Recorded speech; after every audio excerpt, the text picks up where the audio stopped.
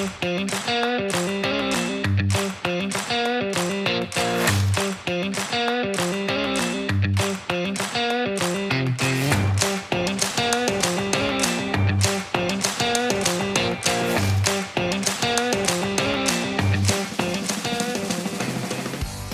care of the environment is such a wrong narrative, because in today's world we think we have to save the environment, but actually we are saving ourselves and our future generation by ensuring our carbon footprint is lesser. I think Deepa touched on something very deep and very intrinsic, and it's about, the world will exist without us. So what we're trying to do is just trying to contribute to that long life of existence, and just saying we're part of the cycle, and being a little bit more humble about it. The certification search as LEED or WELL are a process that incentives and implements certain standards, and those quality standards are fundamental for what it is our daily lives, the spaces that we use as a business, but also as a private life, let's say, in our houses. All we are doing or trying to do is less harm to the environment.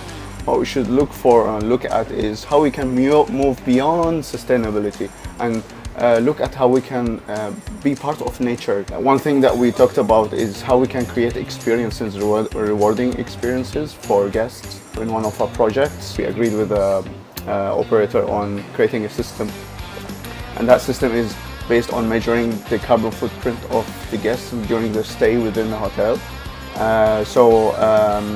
If they stay sustainably well, and what we say by sustainably well is their water consumption, energy consumption, within a specific margin, they get rewarded to basically contribute to art within the hotel later. What we did is we did on purposely uncompleted art. And then the guest gets, it's like pin in the wall, for instance. The guests get to put their initials on that pin, and then they contribute to continue or complement the artworks within the space. My biggest takeaway is meeting people from different backgrounds, to see and interact with a developer, to see and interact with a design consultant who's predominantly working in the hospitality industry, to get their points of view, to understand the challenges that they face. Operator always have their own checklist. The owner, the investor, for me as a hospitality interior designer, they always think that the building that they are using have to generate revenue as soon as possible. So in terms of educating all of those, it not come on the operator side only. It depends on how the investor, then how they're gonna look at this in a long term. In the end of the day, it has to be like a collaborative work in terms of the operator, the owner, and the investor.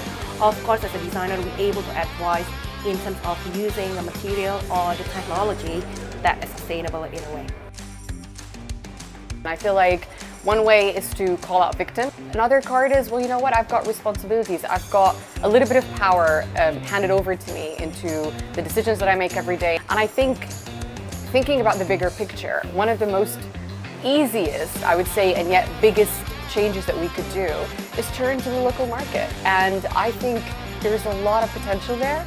And I've seen it already with frameworks that we were able to work out in our own developments with local production companies, that whether it's to do with tiles, maybe the next step can be sanitary, the next step can be maybe all the MEP, hidden infrastructure, because the minute you start doing that, you create the demand. One thing is minimizing the carbon footprint. Locally sourced material is basically is another way to make everything, like in terms of cost, cheaper. Then promoting local is actually one thing that to be something that enhanced in terms of design. Is just because we want to grow our community. I'm at to a point that every time I see like a hand dryer from Dyson in a public washroom, I always say that, okay, hand dryer and hand towel is always next to each other. And I was like, why? For me, I have to say in terms of after COVID, I don't like to touch anything. So the hand dryer is actually playing a good part of it. It's my experience. I have a direct experience with one of the products, with the vacuum cleaner. I think the biggest impact that it has is actually in terms of education. That's somehow very high-tech technology, not necessarily is expensive. It seems expensive at the first stage when you're buying the product, but the overall goal and the ultimate in the long term, what is the actual benefit for the user that actually has the product? Reduction in terms of energy consumption, reduction in possibly maintenance, and actually a life cycle of product. As a designer, I love their lamps. They have beautiful floor lamps and beautiful task lights. And I think they are very elegant. When we were obviously invited to have this conversation here, have this panel, that we were told that Dyson, is pretty much the sponsor or the host or the entity that's supporting the talk.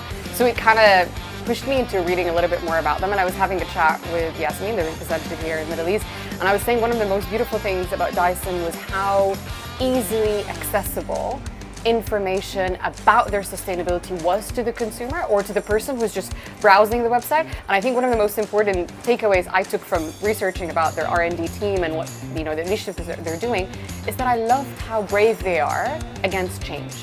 They were happy to stand out and say, you know what, a vacuum cleaner, we're going to remove the bag.